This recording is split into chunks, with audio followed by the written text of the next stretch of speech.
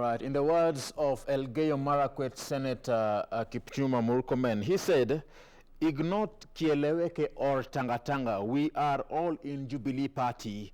The factions are only singing choruses, but we are together in spirit." Take note of that. We are together in spirit. We are hopeful that the president will support the Deputy President, Dr. William Ruto, in 2022, just as he promised. Those are his words. But now, recently, a couple of days back, this was his tweet: "We are officially on autopilot." Now, the question is, why are we officially on autopilot? Remember, this comes just days after, the CS, that is Peter Munya, amongst others, were summoned by the DCI with allegations that were given concerning the assassination or, allegations to kill the Deputy President, William Ruto. Within Jubilee also, Tuju was also in this, all handle when it comes to people saying that he should resign. Now the question is, what next for this Jubilee Party? What next for the country? And are we on autopilot? Well, in studio, I am joined by, towards my extreme left, Godfrey Kanoti. He is the Executive Director of Global Aid, and he's also a Political Affairs Director of ANC Party. And in the middle, Joy Brenda Mudivo, Executive Director of East Africa Center for Law and Justice. Next to me, Areba Moyo, Political Strategist. Karibuni sana. Thank you. Thank you. The hashtag is Good Morning Kenya. Send your tweets coming in at KBC Television. Tag me at Ram Aguko.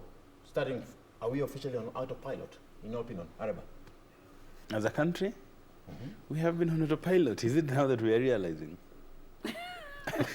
I'm surprised that for some people that this is the time that we are realizing that we are on autopilot. I mean, for me, autopilot is when, as a country, we seem not to have direction. When, as a country, we are having corruption left, right, and center. When, as a country, we are losing money from even the basic departments of the society. I've said this before, that if in a country you're losing money from education, you're losing money from security, and you're losing money from health, in that if there are scams there, that is a country that is already on autopilot. I'm shocked that this is the right time that Kipchumba Murkomen is realizing. We have been there. We have been there for a long time. He needs now to come to our autopilotness and realize what we have been feeling all the time. Your thoughts on this, Brenda? CS Munya said that it is reckless to say that we are on autopilot, and in your own view, is this reckless politics? You know, when you define autopilot, is when an aeroplane has taken off and it has reached a place where the pilot does not need to be hands-on. So he sets it on a trajectory, and then he lets the machinery take over. So is it really a negative connotation that we're on autopilot? Maybe he means all the rails are fine, all the systems are good, they are go. The pilot is happy with the direction we are taking, and now he has folded his arms and let the system run the thing. That's, if we are looking at it literally, what does autopilot mean? That's what it means. It means that everything is working as it should, and we are on the correct trajectory, and there is no need for the pilot to interfere with the controls to change trajectory. So when you have people like CS Munya now in reaction, sometimes you wonder if it's a lack of comprehension of simple English, or if what autopilot means literally is not what it means politically. So politically, I guess, what the senator maybe have alluded to was the president is not in control of the troops. They are running amok. People are doing what they want to do. And it's just an indictment that, you know what, maybe the pilot needs to take the controls of the plane again. And which is something that I would actually join issue with. I would say, look, sometimes when we see politicians running amok and just generally behaving badly, maybe all it needs is for headmasters to say, that's enough, everybody pipe down, sit down, it's time to do what we need to do. But I think there's too much indiscipline in our politics right now. So it can either be on both sides. Autopilot meaning the plane is okay, doing fine, yes, just leave it on autopilot, or the pilot needs to come back and take back his position. That's what you're saying. And there is one interesting bit that came out. Siasa ya Kenya iko na watoto mingi. Siasa, watoto wamejaa bunge. Those are the words of Peter Munya. Watoto wamejaa bunge. Your thoughts? First on autopilot, the The question is, has the pilot configured the aeroplane to reach the destination? Are we really going to the destination? Is Kenya headed in the right direction, or are we going to have a crash? Do you believe me? So I feel with the succession, the presidency is in a quandary, and this is a lame duck presidency, where the president means well for the country, his deputy is in competition to be president. And he feels like the president has taken a different trajectory, as my sister is saying, and maybe supporting somebody else, or there is that suspicion. But then coming to parliament, you look at today's parliament, first of all, it's bloated. 349 members. How many of them can actually speak in parliament? And then also look at the way they dress when they go to parliament, the kind of debates you see them. When you see members of parliament following leaders for 20,000, what will a common Kenyan do? When you find people who are bribed easily, and yet they're supposed to be the epitome of dignity, you want to look at today's member of parliament to be a role model to the upcoming Kenyans. Something that you say, I would want to be a member of parliament when I grow up, is no longer there as we see them. So when Munya says kuna utoto mingi, it is true. The MPs we have today, the debates they have ni utoto. The things they decide for this country ni utoto. Every day is politics. There's no legislation that is targeting the welfare of Kenyans. Strong words, yeah? Strong words. True. Yeah, True. but I'm not sure I entirely agree with the analysis that the words of what the CS has used. There are times we have seen the House trying to rise to the challenge of what we have put them there to do. Like now what is happening with the debate between the Senate and the National Assembly with the revenue allocation. There are times when you can see smatterings of brilliance. There are times. Yes, you can see smatterings of brilliance where they actually rise to the challenge. But I do agree. When you refer to elected officials as watoto and wekona utoto mingi, we understand your frustration with the indictment, but who are you to also lecture them on the same? Because we have been consistently, over the last few years, we've been consistently talking about let them just hush up and do their job. The president has tried to say it. Hush up, let's do our job. The people have said, we have had enough of politics, let's do the job. But it's just not going happening. away. They're just not settling down. And we've gotten to a place where I think like the populace now, you look at people the way they look at politicians. That's why they get heckled, they get booed. Because even Kenyans have gotten to a place where they're a bit fed up. So it's a bit harsh. The choice of words was poor.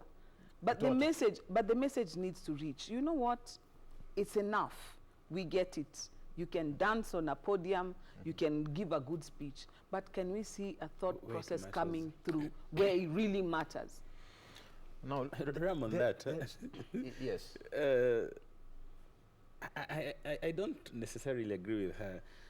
You know, when you can say that this parliament, we only have pockets of brilliance coming in, we need to see the whole brilliance. It says there are instances. It's like once in a while they realize that, hey, this is what we need to do. Yeah, once in a while they rise to the challenge. But then we need to see them, the productivity coming full blown. Remember, some of them are complaining that they're not being heard in during parliamentary sittings. That there is discrimination in parliament for the young parliamentarians. I don't really think that is the case. Whenever, if you look at the way the system works in parliament, if you want to get the speaker's eye, you just I don't know, you tap your card and the speaker is able to see on the box. It depends on the speaker. When it comes to some speakers, there is discrimination. Away from that, my point was that as politicians, then we have talked too much politics. I mean, it's enough. When such a house which is bloated, which every day we are having, there's more coming in terms of money that they want and everything, and then we can only point out and say once in a while they're able to do what they are supposed to do. Is that really what we want? But Ram, if you also look at it, it's a failing of how we have done our elections. We have so many people sitting in the chamber. Most of the time they're not even there, but when they do go there, if everybody wants to contribute, for example, now to the budget, you've got 290 people. Even if everybody took 2 minutes, you're looking at, it's the whole day you're sitting there into the night to get 2 minutes, 2 minutes, 2 minutes, and then somebody has to come and respond. maybe there is something but to... factually, not all of them are normally there. No, Sometimes there is lack of No, quorum in look, Parliament. let's juxtapose it with, I don't know if you looked, if you watched the proceedings when they were trying to determine Brexit, whether the vote should go or not. The UK Parliament is also full to the brim, but you could tell that there was caucusing that has happened before, Yes. and so you've got people who are speaking on behalf of the others, so the others sort of give you support. Okay. In Kenya, we don't have such coordinated approaches to our arguments and our politicking, not our debates on the floor of the House. So what you have is everybody trying to get the speaker's eye, and sometimes even when you listen to the arguments that are fronted, the point comes from here, then the next one goes to the extreme end. At the end of the day, you wonder, is that even the quality of debate that is coming forth what you really need? But I think also we have to appreciate that members of Parliament do a lot of work outside Parliament. They sit in several committees, they sit in several, they inspect several things, they have to work at the constituency at home. So their work is not just on the floor of the House, but on the floor of the House we also need brilliance, because that's where our laws come from. But Just add on, just on this one. Oh, okay, briefly, yes. Look at 1997. We had interparliamentary, the IPPG, coming together to look at solutions to a country. Where are parliamentarians today? Instead of having BBI go all over the country, we do not know where the head is and the tail. We do not know what they are collecting. We do not know what they are doing on the ground. We just hear of BBI. It's an agreement between Honorable Raila and Honorable Uhuru Kenyatta. What is the main mandate? What are they doing? Instead, we should be having an IPPG, an interparliamentary, these political parties coming together. And if MPs would do what Wananchi have sent them to do, today we'll have solutions. Instead of just having an awkward kind of organization going all over the country. We do not know when they come back after eating our money what they are going to suggest. But now looking at what's happening, four cabinet secretaries from Mount Kenya region was summoned to the Directors of Criminal Investigation on Monday over an alleged plot to assassinate the Deputy President. Yeah. Now, for the record, and this to the benefit of the viewer, you know, the Deputy President has not yet filed a formal complaint. Remember that, and that's why, you know, they never recorded a statement. They left the DCI. But the CS, Munya, has rubbished this claim, saying that it is very serious and it's terming them as irresponsible and intended to portray the ministers in bad light. What do you think about that, Areba? First of all, life of any Kenyan is what we call sacred, and it needs to really be protected. It doesn't matter who that person is.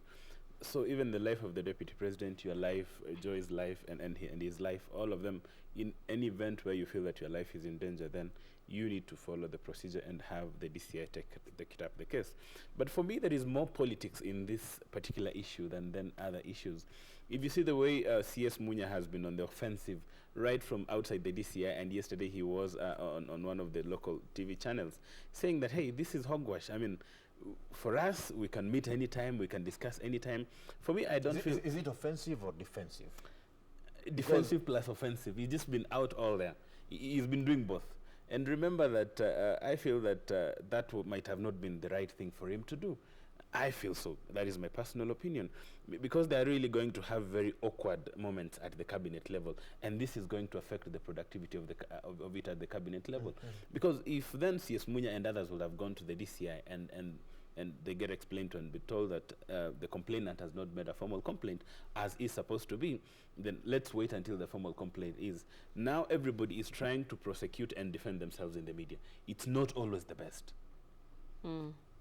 And some more are asking why he didn't write a statement himself instead of, calling. That is with regards to the Deputy President. But can a CS, in this sense, when it comes to meeting, because they have denied these allegations, they have said that they were meeting to discuss matters development.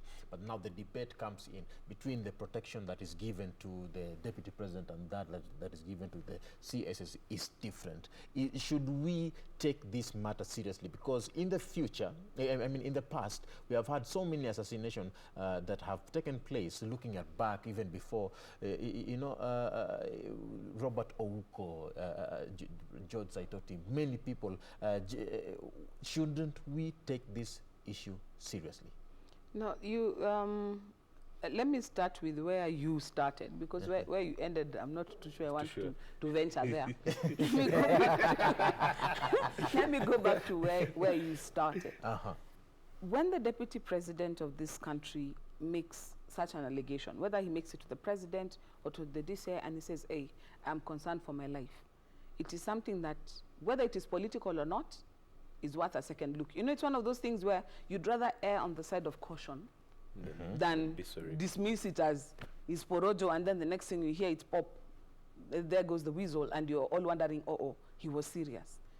And it's because of what you have said. We have a history in this country where we have witnessed political assassinations through the years. Didn't start yesterday, and even in Russia, where political assassinations are a reality. So we should take it seriously. Right now, if you go to this CS's office, you'll find that they have got one T-girl who makes all their food and serves them personally. And even if you come up and say, oh, I passed by Java, here is a burger, he will not eat it. He will bin it. Why is that? Because we are aware that there's malafidis around us. But the thing that I want us to just put our eye on is that because this matter has been deposited with the DCI, let them do their work and come back and tell us, bichi na mbivu ni lipi.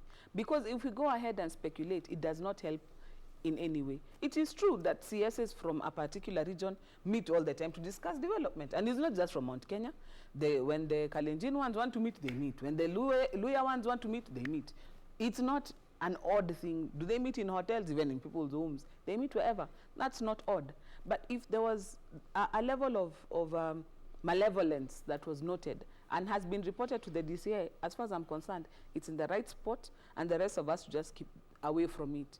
And if CS Munya is a lawyer, he should know that the less you say about some of these things, the better. If my client calls me and tells me, oh, this is the allegation, I would tell him, keep very quiet. Do not talk even to your mother.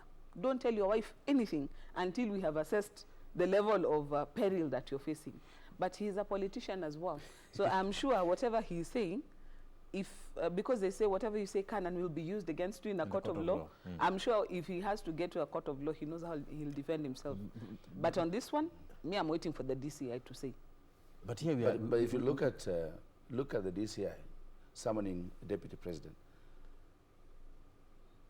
can security apparatus summon President Uhuru? This is presidency. Can they discuss matters of security in public? Does the security apparatus have the monopoly of security, or they have delegated it to somebody else? In other words, I'm saying this is an NSIS tactic. An NSIS that is leading towards Deputy President William Ruto.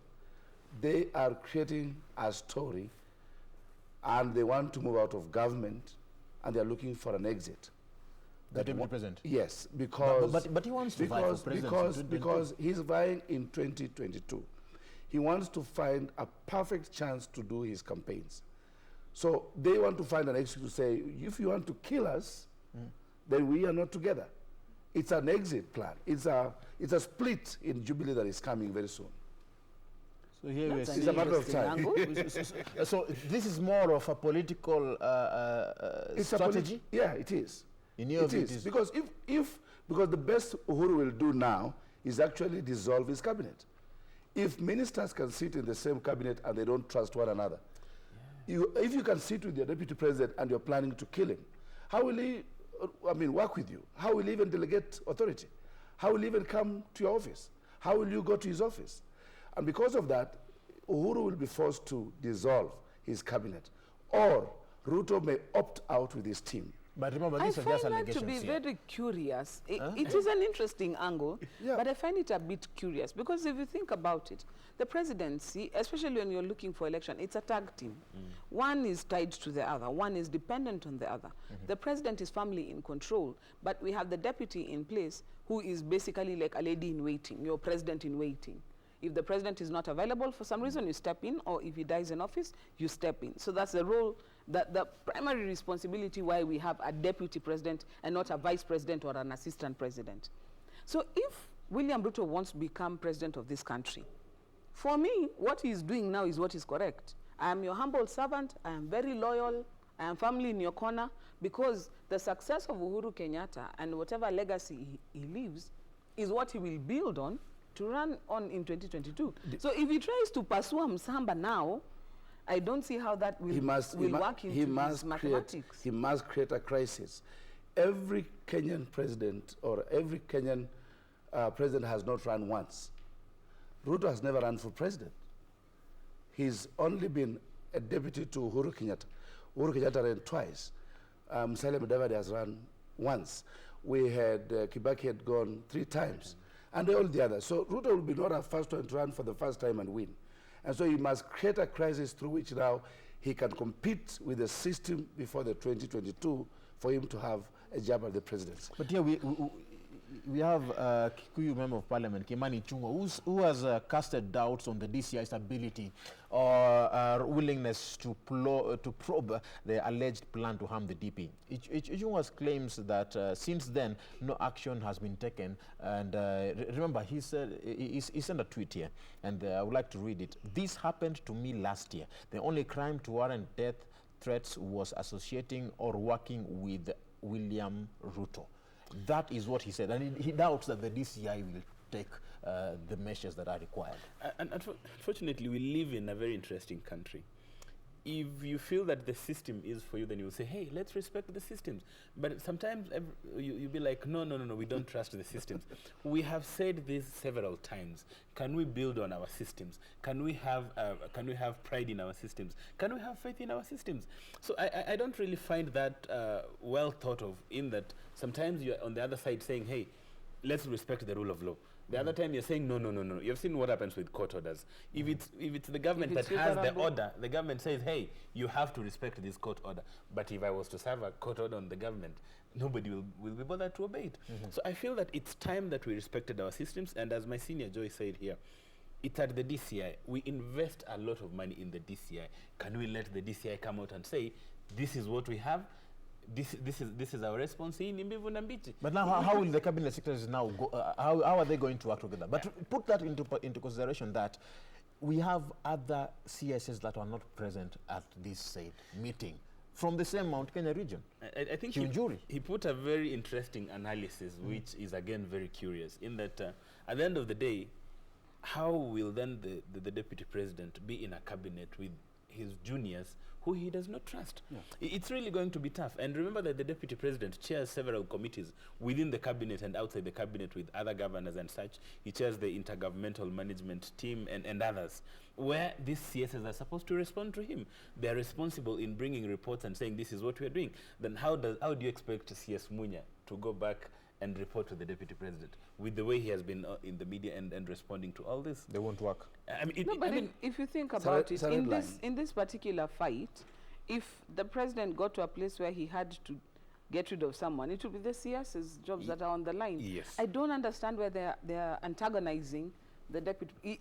If I were them, I would just go and say, okay, yes, we were summoned. No, we did not record a statement, and leave it at that. Because we are in a system where you don't have to be friends to work together. You didn't go to, even me, I don't go to work to look for best friends. It's with colleagues. You accomplish the task for which you've been given. So you can be sitting around the same table and you cannot stand each other, but you still get the job done because that's what adults do. You sit down, you do what you need to do. But the thing that I'm concerned about is not the trust issues or the whatnots. It's even this just general, there's a disquiet right now in the country. And my appeal actually is to the president. What I said earlier, he needs to put on his headmaster hat, call his people, sit, whether it's calling a parliamentary group meeting, whether it is a Kamukunji, come to State House to change Mbuzi, we sit and talk. There's need to vent. Because right now what we are doing, we are building bridges. And I have to say, as much as I'm very, very happy about the handshake, because anyway, the country really, we needed it. But with how his party is reacting, if he's not careful, he will gain this and lose this. And if I were him, the president. And if I were him, I would try and tell everybody, okay, fine, you know what, ceasefire, like what Murkomen said. Keleweke tanga tanga for Wanjiko, everybody come, let's sit down. here are 6 mbuzis tuchinje, wanaume tukule, People vent. tukunywe, we vent, we tukanana, People- and when we are people hug each done, other. and when we are done, when we walk out of there, we've got a way forward. Because if we carry on like this, even his legacy is in danger of being squandered, and yet he's had, this is a legacy term. He has only 3 years left. It's time for him to take stock and to actually fortify what he has done. I'll go by Honorable Mudavadi's suggestion. Some time back he said Uhuru should just dissolve his cabinet, sack the corrupt, sack all those people that have been mentioned in corruption. And he has said, this But that is this year, vigilante justice, and that's what he said, is vigilante yes, justice. The DCI Kinoti, as Mudavadi says, does not make breakfast for those people that he's summoning. And so if he's not making breakfast for them, then actually he's questioning them. And if you are being questioned, step aside. Apart from that, we see confusion. We see a president that is now a lame duck. He's now a whistleblower of his own government. He needs to come out and just sack the cabinet. All right, let's look at this. Yesterday, we had members of parliament who sat down to discuss matters, things that have been going on within Jubilee Party, trying to resolve, every problem that is happening. But the thing that came out at the same time is some members of parliament want their Secretary General for Jubilee Party to resign, or they will do something to, remove him in terms of making sure that he does not remain in his seat. Now we have a rift within Jubilee Party. What do you say about that? That's for Tuju. Yes. Yeah, you see, like you had the video clip, the discussion on the video between Honorable former member of Parliament Nyanja and Tuju. They were talking about the Kiambaa Church that was banned during the 2007-2008 political violence. So they are saying, if you have not repaired or you've not gone back to rebuild that church that was destroyed during that post-election violence, why are you all over the country raising monies for other churches? And yet there's a church that needs to be redone in your own county of Uasin Gishu. So Tuju has that conversation with Nyanja, and you see the reaction of people is he's actually leaning towards supporting what Nyanja is saying. And in true sense, Ruto needs to address issues that were dividing the two communities fast. Like, it's not easy to say you are true friends, we have forgiven one another, and yet you are relocating me to go to another place. If truly we are at peace, then let me rebuild my home. Who is relocating who? People, the IDPs, were relocated. Okay. You saw them being removed from their places of stay to another place. When you relocate people from where they are staying and you're saying they are in love, you're saying they are at peace, then it is actually a lie. So Tuju is going to be fought by the group of Tanga Tanga because they feel he's not on their side and they want him out. But you saw Murathe saying he has 3 years until 2020 for him to be removed. So again, there is that constitutional provision that makes Tuju to stay on. For 2020, that is around 1 year. But now the question is, should Tuju resign? No, let me just backtrack a bit on what you asked earlier. For me, that clip was very unfortunate. It's very unfortunate because that conversation was not being had in the light of, oh, poor Kenyans who are IDPs and who have not been compensated and maybe we should go do something. No. It was being done in the sense of, we need to revive this so that we can hit at this one. So it was being set up, from my understanding of what I heard, it was being set up to paint the DP in bad light. That you're busy building Uku, and in your hometown there's this. No, for me, the tragedy with that is there are people who suffered in that tragedy.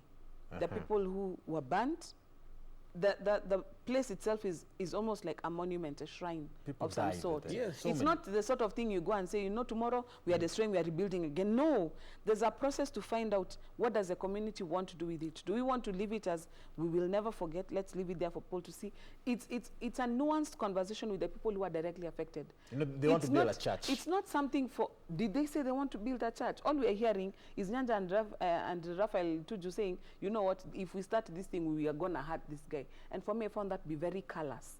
It was very insensitive because there are people who paid with their blood for what you people are talking about here, like Which has- political which has not capital. been addressed. And for me, the worst part of it is neither Raphael Tuju nor Nyanja are elected officials. Right now, they are serving in their own. Nyanja is doing his architectural biashara. Tuju is in cabinet. And the Secretary General. Why are we talking about Kenyans as if the tomatoes in the market that you use to barter for potatoes? I have tomatoes and I want potatoes. For me, I found that to be very callous. Whether or not he's fit to carry on being Secretary General of Jubilee, now that is something that the NEC of Jubilee and the delegates of Jubilee Party have to sit and discuss. Because for me, where I sit, if somebody is your Secretary General, he speaks for you. Unless they agree with him 100% in what he has said, I wish they would find some sort of censure for him, whether it's removing him or not, but somebody ought to tell him, you know what, you represent us. Like if, for example, if I'm sitting here, you know I'm a lawyer, I'm a member of the Law Society of Kenya. If I do something that's out of turn, the LSK can write to me and say, you know what, you're painting the profession in bad light. All right. So they should censure him. I would like us to remember this, and I will come to you, Arebo, as you give in your comment on this. Tuju said this, I am out of the country. I will make myself available for a live TV interview as soon as possible to reduce the risk of being misquoted, to add to the drama, or to be recorded, then subjected to, in his own words, deep fake editing to convey a different meaning. I would welcome the opportunity to speak substance and truth and not just give a sound bite in response to party members who have talked in rallies. Your comments. First of all, as Joyce said, is that we have reduced Kenyans to where our political capital comes from. In anything that we try to do, we don't look at the Kenyans. We look at how can we just dangle this carrot to Kenyans. Then at the end of the day, we get the political capitalism. And I find that to be very wrong. An example I will give to what again she said is that if you look at Sachangwan, where the fire tragedy and the truck happened, you see what was built there. And it's the community that at that place that said, let's build some kind of plaque and fence it off and have the names of the people who died there. So that then at the end of the day, if you lost a family member there, you can always go there, take flowers and have your closure. So it's not something that you just wake up and say, hey, let's rebuild this church. And the bad thing is that people are trying to look for political capitalism from that. That is so wrong. People died there. If it was an honest conversation that, hey, we need this place to be rebuilt, this is a conversation that could have happened between all stakeholders. Because let's be honest, Tuju comes from Nyanza and the other former MP comes from, I think, Central? Comes from Kiambu. They will not just wake up and go down to Kiamba and say, hey, we are doing this fundraising to rebuild this church. So for me, what I want us to do is that can we move away from for using Kenyans as political capitalism every time. It doesn't matter whether it's hunger, whether it's an accident, whether it's death. Let's appreciate Kenyans so that in everything that we try to do, let's have Kenyans' interest at first. Then secondly, to Tuju, the issue of Tuju is that we are living in an era where if now you want to speak to Joy here over something serious, you probably need to call her so that you can have a one-on-one conversation. Because now everybody is recording everybody. Yeah, but even these ties and the phones can record. Everybody Don't say anything. Everything you can cannot be recorded defend. nowadays anyway. Everybody, until somebody said that for some politician, if you want to meet them in the middle of a swimming pool naked, so that then you're very sure that there is no gadget there. Because everybody is now a recording artist. So we need to still go back to some kind of truthfulness. Let's not always try to get politics out of everything. And this is curious. People get their video recordings released and then they fly out of the country. This is trend. Even me, somebody should record me. I need to go out of the country. You need to call me. For the two, you see, 2013, isn't it? Yes. Was it political capitalism? Was it the two communities coming together just to win elections? Did they address the issues that they were going around saying they were going to address? Is there peace, real peace? Do you see peace when Kimani Ngunjiri stands and says in Nakuru, if we don't vote for Ruto, then the Kikuyus here will be in trouble? And he's a Kikuyu. When they have this fear being inculcated in people's hearts that if you don't go this route, then you are going to be killed, it reminisces people of the 2008 violence, and is being perpetuated by these same Tanga people. All over the places they go, they are talking about, if we don't go this way, what we promised, our people are in trouble. That should be stopped. The president needs to come out and say, this is not the right thing to do, and tell Kenyans, I've united this country for a cause. All right. Now, why would they feel bad when other people raise real issues that are underlying? I would like us to move to one more thing here before we wrap this discussion up. Gusii leaders have endorsed the CS for Interior, Fred Matiang'i, for presidency. They want him to represent. The Tuju matter is so hot. You're moving away to and he's moving. Somebody is speaking in his ear. Somebody is speaking in his ear. But comment on this issue. What do you think about that? No, proceed. Proceed. If the Gusii leaders think that Matiang'i can be president, you ni sawa. The qualification is you have to be an adult. Once you are an adult and you are a Kenyan citizen, even me, I can be president. So, wanaume ni kujiamini. Yeah, so if they feel that one of their own can ascend, they can give a run for it. The Luyas, we have tried, no, and we are still trying. And we are going for the president. And we are going for it. Winning it. Yeah, the Luos have tried it. The Kikuyus have succeeded severally, as the Kalenjins have done. So let the Gusis make a run for it. We'll see how far they'll go. Nyachaya tried too. Yeah, I'm glad that these are the only two Luyas I've found who are speaking in one voice. Yeah. There is Luya unity. I did not notice that. I don't know. For once, I think Luya unity, which we have been speaking for a very long time. And you better prepare for a Luya president. 2022. Mudavadi is coming. I think for more and such jokes, this and to that number. For the Kisi, Mudavadi's presidency. Yes, that's what it's a real thing. It's a reality. Did you hear what he said? For more jokes on that, send it to this number. maybe he's a Matiang'i supporter. You never know. What do you think about that when it comes to the CS being Our Gusii leaders are some of the most hilarious people. I think if they were to audition for some comedy, East African Got Talent, I know we'll be having a number of MPs there. If you look at the Gusii community, the way it does is that we don't have this unity that we are speaking as such. The Gusii communities, where I come from, I have an MCA from Chap Chap, I have an MP from Jubilee, I have a governor from ODM, I have PDP. a women rep from, I don't know, Sisi kwa Sisi, I have somebody else from Wow kwa Wow. So this conversation that is happening right now is that people are trying to put in voices that let's support our own. But how far will it go? It will not. We have had the likes of my good friend Onyonka. Today you are saying this, tomorrow you are saying that. Today you are with this person, tomorrow you are saying this. The Kisii deputy governor, you saw to the run-up of the last elections. Yeah. He was on this side, and near to the elections he was on this side. So I'm used to them. No, but if you think about it, that's not where our politics should be headed.